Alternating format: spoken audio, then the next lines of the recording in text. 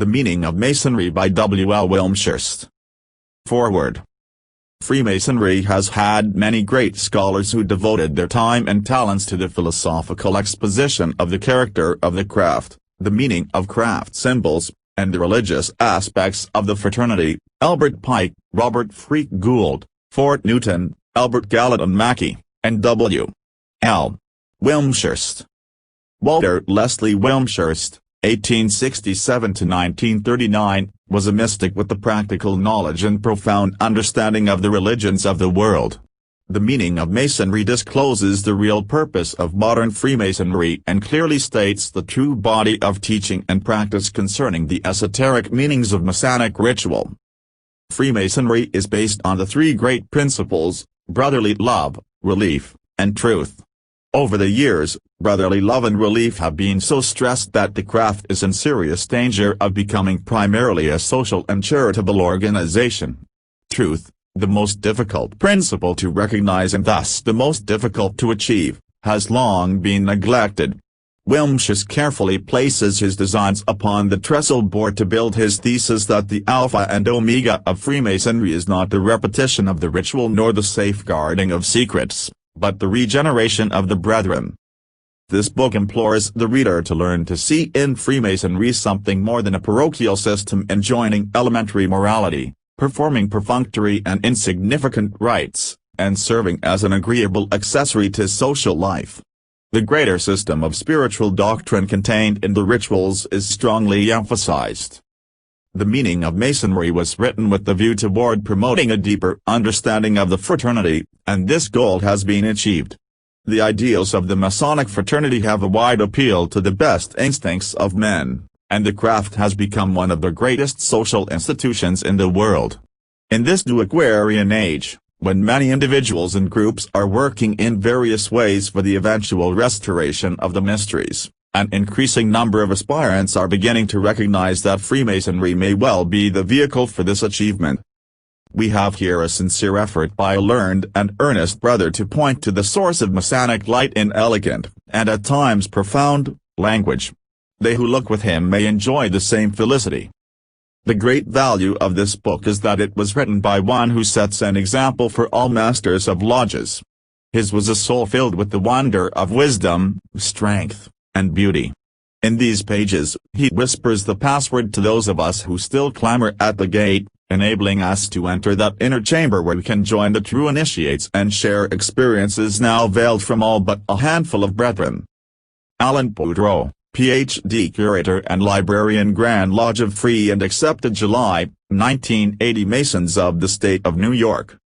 Introduction: The Position and Possibilities of the Masonic Order. The papers here collected are written solely for members of the Masonic Order, constituted under the United Grand Lodge of England. To all such they are offered in the best spirit of fraternity and goodwill and with the wish to render to the order some small return for the profit the author has received from his association with it, extending over 32 years. They have been written with a view to promoting the deeper understanding of the meaning of Masonry, to providing the explanation of it that one constantly hears called for and that becomes all the more necessary in view of the unprecedented increase of interest in, and membership of, the order at the present day. The meaning of Masonry, however, is a subject usually left entirely unexpounded and that accordingly remains largely unrealized by its members save such few as make it their private study. The authorities of what in all other respects is an elaborately organized and admirably controlled community have hitherto made no provision for explaining and teaching the noble science which Masonry proclaims itself to be and was certainly designed to impart.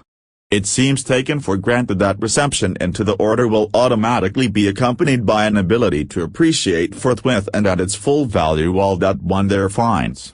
The contrary is the case, for Masonry is a veiled and cryptic expression of the difficult science of spiritual life, and the understanding of it calls for special and of informed guidance on the one hand, and on the other a genuine and earnest desire for knowledge and no small capacity for spiritual perception on the part of those seeking to be instructed, and not infrequently one finds breath in discontinuing their interest or their membership because they find that Masonry means nothing to them and that no explanation or guidance is vouchsafed them. Were such instruction provided, assimilated and responded to, the life of the order would be enormously quickened and deepened and its efficiency as a means of initiation intensified, whilst incidentally the fact would prove an added safeguard against the admission into the order of unsuitable members, by which is meant not merely persons who fail to satisfy conventional qualifications, but also those who, whilst fitted in these respects, are as yet either so intellectually or spiritually unprogressed as to be incapable of benefiting from initiation in its true sense, although passing formally through initiation rites. Spiritual quality rather than numbers, ability to understand the Masonic system and reduce its implications into personal experience rather than the perfunctory conferment of its rites, are the desiderata of the craft today. As a contribution to repairing the absence of explanation referred to, these papers have been compiled. The first two of them have often been read as lectures at lodge meetings. Many requests that they should be printed and made more widely available led to my expanding their subject matter into greater detail than could be used for occasional lectures, and accordingly they are here amplified by a paper containing fuller notes upon craft symbolism. To complete the consideration of the craft the system, it was necessary also to add a chapter upon that which forms the crown and culmination of the order craft degrees, and without which they would be imperfect, the order of the Royal Arch. Lastly, a chapter has been added upon the important subject which forms the background of the rest, the relationship of modern Masonry to the ancient mysteries, from which it is the direct, though greatly attenuated, spiritual descendant. Thus in the 5 papers I have sought to provide a survey of the whole Masonic subject as expressed by the craft and arch degrees, which it is hoped may prove illuminating to the increasing number of brethren who feel that Freemasonry enshrines something deeper and greater than, in the absence of guidance, they have been able to realize. It does not profess to be more than an elementary and far from exhaustive survey. The subject might be treated much more fully, in more technical terminology and with abundant references to authorities, were one compiling a more ambitious and scholarly treatise.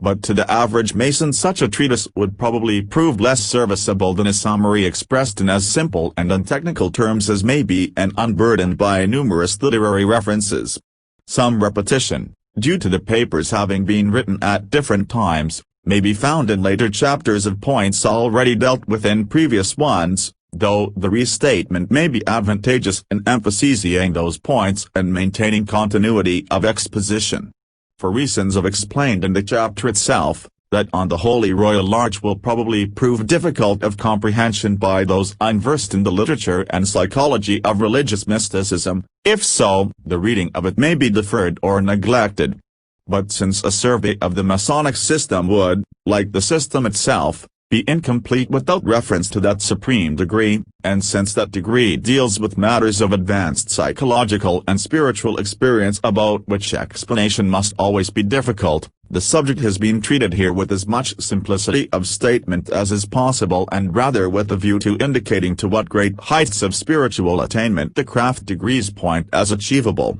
than with the expectation that they will be readily comprehended by readers without some measure of mystical experience and perhaps unfamiliar with the testimony of the mystics thereto.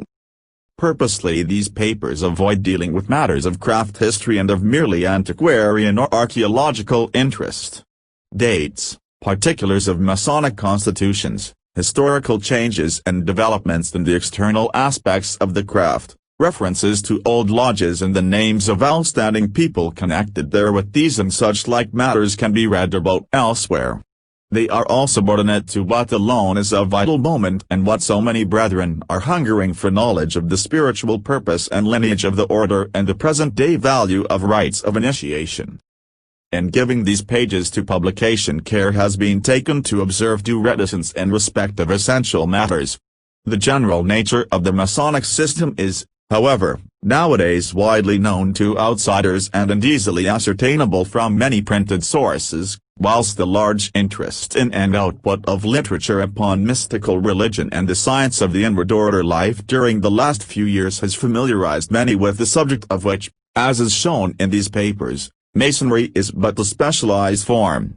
To explain Masonry in general outline is, therefore, not to divulge a subject which is entirely exclusive to its members, but merely to show that Masonry stands in line with other doctrinal systems inculcating the same principles and to which no secrecy attaches, and that it is a specialized and highly effective method of inculcating those principles. Truth, whether as expressed in Masonry or otherwise, is at all times an open secret, but is as a pillar of light to those able to receive and profit by it, and to all others but one of darkness and unintelligibility. An elementary and formal secrecy is requisite as a practical precaution against the intrusion of improper persons and for preventing profanation. In other respects, the vital secrets of life, and of any system expounding life, protect themselves even though shouted from the housetops, because they mean nothing to those as yet unqualified for the knowledge and unready to identify themselves with it by incorporating it into their habitual thought and conduct. In view of the great spread and popularity of Masonry today, when there are some 3,000 lodges in Great Britain alone, it is as well to consider its present bearings and tendencies and to give a thought to future possibilities. The order is a semi-secret, semi-public institution, secret in respect of its activities inter moenia, but otherwise of full public notoriety, with its doors open to any applicant for admission who is of ordinary good character and repute. Those who enter it, as the majority do, entirely ignorant of what they will find there, usually because they have friends there or know Masonry to be an institution devoted to high ideals and benevolence and with which it may be socially desirable to be connected, may or may not be attracted and profit by what is disclosed to them, and may or may not see anything beyond the bare form of the symbol or hear anything beyond the mere letter of the word. Their admission is quite a lottery, their initiation too often remains but a formality, not an actual awakening into an order and quality of life previously unexperienced. Their membership, unless such an awakening eventually ensues from the careful study and faithful practice of the order's teaching, has little, if any, greater influence upon them than would ensue from their joining a purely social club. For initiation for which there are so many candidates, little conscious of what is implied in that for which they ask, what does it really mean and intend? It means a new beginning, initium, a break away from an old method and order of life and the entrance upon a new one of larger self-knowledge, deepened understanding and intensified virtue. It means a transition from the merely natural state and standards of life towards a regenerate and supernatural state and standard. It means a turning away from the pursuit of the popular ideals of the outer world, in the conviction that those ideals are but shadows, images and temporal substitutions for the eternal reality that underlies them, to the keen and undivertible quest of that reality itself and the recovery of those genuine secrets of our being which lie buried and hidden at the center or innermost part of our souls. It means the awakening of those hitherto dormant higher faculties of the soul which endue their possessor with light in the form of new enhanced consciousness and enlarged perceptive faculty. And lastly, in words with which every Mason is familiar, it means that the postulant will henceforth dedicate and devote his life to the divine rather than to his own or any other service, so that by the principles of the order he may be the better enabled to display that beauty of godliness which previously perhaps has not manifested through him. To comply with this definition of initiation, which it might be useful to apply as a test not only to those who seek for admission into the order, but to ourselves who are already within it, it is obvious that special qualifications of mind and intention are essential in a candidate of the type likely to be benefited by the order in the way that its doctrine contemplates, and that it is not necessarily the ordinary man of the world, personal friend and good fellow though he be according to usual social standards, who is either properly prepared for, or likely to benefit in any vital sense by, reception into it.